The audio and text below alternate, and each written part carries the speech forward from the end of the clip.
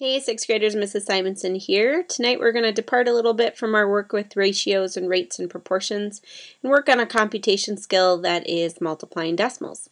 We have two objectives. The first is to multiply decimals accurately, and the second is to solve real-world math problems using decimal multiplication. Multiplying decimals isn't that much different from multiplying whole numbers traditionally, which we worked with in the pre-course, just with some minor tweaks.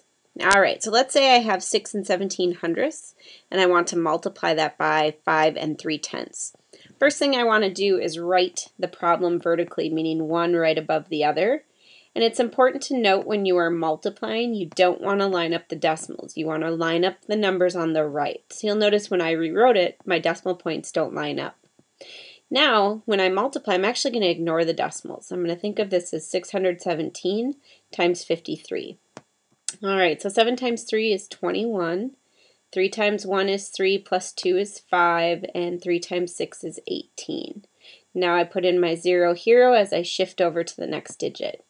And I want to get rid of this carry in case I need to carry something new. 5 times 7 is 35, 5 times 1 is 5, plus 3 is 8, and 5 times 6 is 30.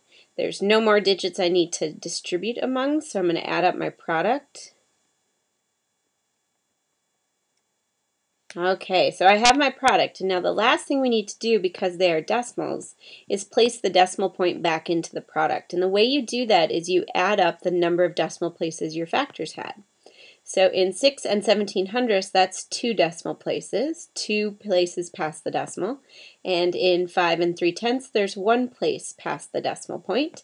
And 2 plus 1 is 3 decimal places past the decimal point. So in my answer, I need to have the decimal point be 3 places in. So I place it back in, and my product is 32 701 thousandths. That is the answer to that multiplication problem. Okay, there is no better way to master this than practicing it. So today what you're going to do is you're going to solve these 5 problems in your math notebook using decimal multiplication, and you're going to press play when you are ready to see the answers. Alright, let's go ahead and see how you did. Make sure to go back and correct any ones you got wrong to see where your error was made. Alright, let's go ahead and see how this could work for applying it to a math problem. Let's say we have school lunches and they cost $14.50, and I want to know per week, and I want to know how much it would cost for 15.5 weeks. It's a simple multiplication problem, so 0 times 5 is 0, 5 times 5 is 25, 5 times 4 is 20, plus 2 is 22, and 5 times 1 is 5, plus 2 is 7.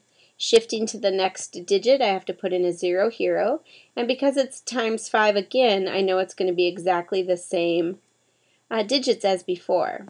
Now I need to shift over to the 1, so I'm going to put in 2 0 heroes, and 1 times 0 is 0, 1 times 5 is 5, 4 times 1 is 4, and 1 times 1 is 1. So when you add it up, you get these digits. Now I need to count the decimal places. In $14.50, there are 2 places past the decimal. In 15.5 weeks, there's 1 place past the decimal. 2 places plus 1 place equals 3 places. So my product, my answer, needs to have 3 decimal places. So I need to go 3 places in, and I place it there. So the answer is, in 15.5 weeks, you would spend $224.75. Alright, now I want you to try to solve this problem in your math notebook, problem number 6. Press play when you're ready to see the answer.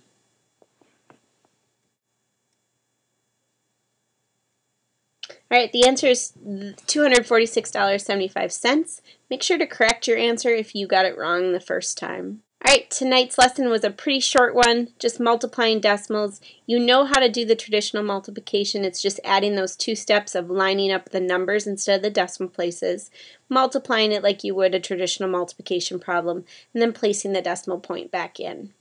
We'll see you next time.